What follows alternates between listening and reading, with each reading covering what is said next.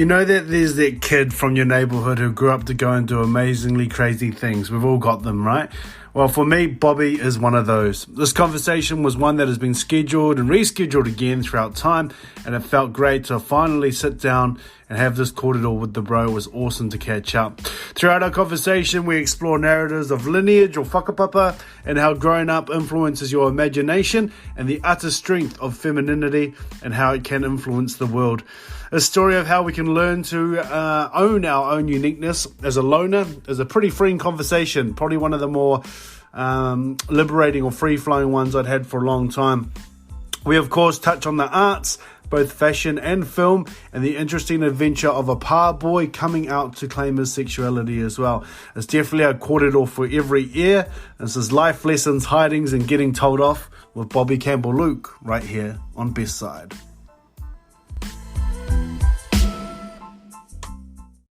All right, bro. Excited. We've been trying to tee this up for a very, very long time. But, hey, such is life. Kia ora mai, bro. Kia ora. So, tērā pā mō rātou e whakarongo mai nei for everyone that is listening to us. Could you just briefly explain who you are and what you're up to? Where to begin, eh? Yeah, no, I feel like that's been a repeat button for the last Oh, you should be well rehearsed then. Well, obviously, my name is Bobby. Ngauri o Taranaki, ngauri o Ngāti Ruanui. Ko āmua apotiki hapu, ko tāmo e te awa. Ko Taranaki Mangati Tōhea Tūturu. So I reside in Wellington at the moment, and I am currently a lecturer in social innovation at the School of Architecture. I have a brand called Campbell-Luke, and my practice is around the making of clothes and cloth. And I'm also a maker around the lens, or the moving image in photography. Pretty much sums me up. Mean, bro. I'm super excited to talk to you because, like, we haven't had a chance to actually properly catch up. Yeah. But you know, I'd say I'm pretty close with your whānau, and there's always been like times we bumped into each other at concerts and things like that, and we haven't had a proper talk because either one or both of us is inebriated. And obviously one of your mums was always on me to catch up and have a kōrero. I'd say one of my mums too. One of my favourite people to tease at my time when I was at Te Korimako. Yeah. I did say to the girls when we were sitting there watching you kōrero last night, I said, hey, is mum still smoking? They're like, yeah. And I was like, man, it used to be my favourite thing to do at Te Korimako was to hide her cigarettes from her and her car keys. and everyone be going, oh, Diane again. And I'm cracking up going, well, this time it was actually me. But she's going to be listening now and probably pinching my ears from afar. So, bro, take us back to the start. What is your first memory? I guess segueing off our talk last night, moments and memories within my practice is important. And I think the idea of nostalgia, where we think about things that influence us now, where we are as mokopuna growing up, I think there are moments in there where there are subliminal knowledges happening when you're in certain spaces. And I think for me it was just being on the marae, growing up on the marae and just being around that space. And that's what really became my signature in terms of now in my career, in my practice. So when I look at clothes, it's probably the cloth and the clothing part of my practice is pretty much something that's secondary, really. The lens is first because the lens is the easiest way to see and picture things. Yep. And so the clothes have come secondary. Those moments have become primary. And it's all good. But I guess where it all started was I was a creative kid at high school. I did all the arts. I did every single art I ever did, or could. It wasn't my safe space. I had a hard time at high school. It was very hard. I went to a all Catholic school, and I probably could say that was a majority non-Māori school. So at the same time I was coming out, I was I was trying to find myself and where I wanted to be, and being creative and being in the creative arts really helped me with that. So I started the photography became the biggest thing of my practice during that time, and then painting as well. I did a certificate in art and design, visual arts, and then went into fashion, and then after that visual arts, and now PhD almost 10 years later. Whew. Yeah, I must say I've been in the education system for 25 years, and I have not stopped, and I'm in my last 6 months of it. Truly? Yeah. I'm thinning it out. Yeah. But that's where it all kind of like started. So if you think back to like your primary school days, to tell me about like a typical day or a typical time with you during primary school. Primary school, oh hell. It would be, wake up, watch Teletubbies, have toast, magic school bus. Yeah. I don't want to say I'm a 90s kid hard, but I'm probably about midway. Yep. Can I ask, without being rude, how old you are, bro? Is that 28? Yeah, yep, sweet. Yeah, 28. I'm 28 years old. Far out, 28. Oh god, 29 in the next couple of months. Oosh, parties. Yep. What did I do as a kid? I actually used to sit by myself heaps and just play in the sand. I was a bit of a loner. I didn't really talk to anyone. I didn't have much friends. But I was just a quiet kid. I was reserved. I didn't want to make a noise or do anything.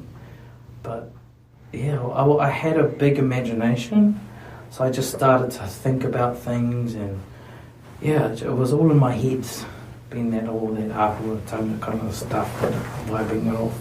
And it's still, that's how I think, that kind of way of thinking or creating and imagining as a kid is still something that I kind of do today. Like, you often see me when I'm trying to figure out something, I'm just looking into space going, oh, yep, and then boom. Putting the jigsaw puzzle together in your head, seeing what fits. It's out of it. When people ask me, how do you do this and do that? And it's like, well, I think it's actually quite hard to answer. But when you start to imagine things, you give them tasks. And then once you can task them or connect them to something, then you're like, oh yeah, okay, so I need to do this, and this. And it does become a little bit less imaginative as you get older too. It actually becomes a little bit more harder, I think, because you start to conform and assimilate with other things around you. And that's why I think it's important to have influences as you're growing up in a creative practice that you can look up to. Like for me, it was Marita Mita. We did the documentaries growing up. Those were little signifiers for me. Also, growing up, I knew the Pacific Sisters. They were the foundations of a lot of Pacifica and Maori fashion activations. Oh, yep. And they were the likes of Lisa Reihana, all of them. And I had them to look up to in terms of that kind of space. So I'm always thinking that it's important to have that kind of influence. But again, being a little bit more authentic. I had one in front of me, and that was my mum. But yeah. Mean, bro. Yeah. When you talk about being like alone and spending a lot of alone time, and this might be different for you, but a lot of people I speak to, the ones that do spend a lot of time alone, they say they don't have many friends and stuff though, but they actually find that they connected really well to 2 or 3 generations above. Did you have that with a lot of kaumatua and stuff like that, or kuia? Did you kind of find, even though you like to do alone time, did you find that when you were around them, you could actually engage quite well for someone quite young? Yeah, I think I've always been able to have more of a conversation with an older person than I did with my younger cousins. I'd be with my younger cousins, but there was no... No depth, eh? Nah, I couldn't, growing up, I couldn't really talk about what I wanted to, talk about, I guess. And I think, that's probably why I've got older friends at the moment. And it's quite funny though. I didn't really realise until I got older that I couldn't really hold a conversation with my younger cousins who were all about this, and that. Yeah. I just never got into it. I was a nanny boy. I was a little nanny boy. I just grew up around my aunties, and that's all I knew. But I was quite cheeky though, because I would be told things that I don't think I should have been told, or things would be said around me that I don't think things should have been said. But when you get that, he's all right. yeah, and I think that there's a beauty in that, being in that tacit knowledge around those kinds of exchanges, because that gossiping there's a lot of knowledge to that gossiping. Yeah, who's this and who's that and who's that, because they're actually problem solving when they do that, and that's how you can kind of learn the dynamics of a marae.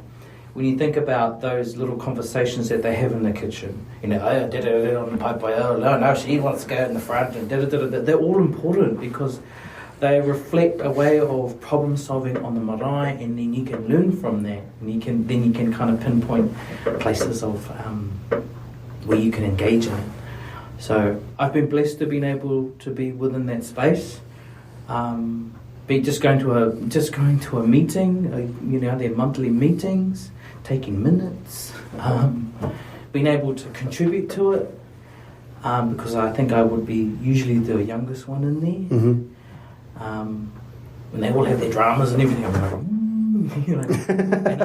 and I'm in it for, but Mean, bro, because like I said, I find that is quite common for people that claim to spend a lot of time alone or be an outsider or be a loner. They connect really well to an older generation. And it's funny, I've never thought of it, but since you brought it up, I want to speak to that a little bit more about the politics that you learn of, like, the marae and things like that from our queer and kaumatua too, because there is, it just happens in different places. There's auamu that happen on the pai, and I mean auamu respectfully, I don't mean in a whingy sense, but it happens just as much in the kitchen as on the pai. Yeah. So when we talk about, I guess, your connection to all these mana wahine, because that is like a big thing that obviously stood out in your kōrero last night and in all your mahi today, is that you've had these massive influences by some awesomely strong women in your life. Can you speak a little bit about those, like things that you've learned from all these mana wahine? You spoke a little bit about the politicking. Yeah, the gossip. I guess, what simply put, it's life lessons, it's hidings, it's getting told off. Mm-hmm.